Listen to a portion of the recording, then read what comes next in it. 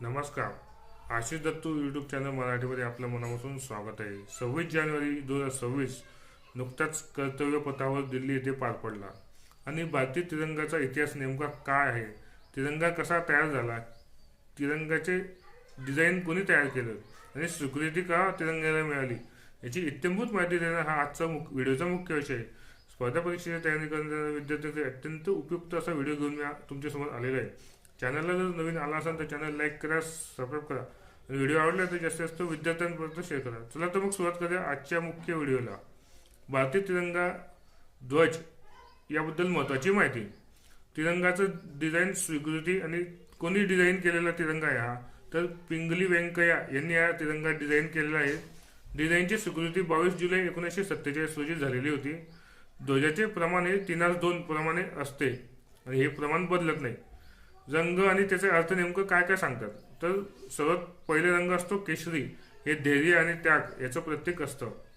पांढरा रंग मध्ये तर सत्य, शांतता आणि पवित्रता, आणि तिसरा आहे हिरवा रंग, समृद्धी आणि सफलता. असे तिरंगा झेंड्याचे 3 रंग आणि अर्थ त्याचे आपण सांगण्याचा प्रयत्न केलेला आहे.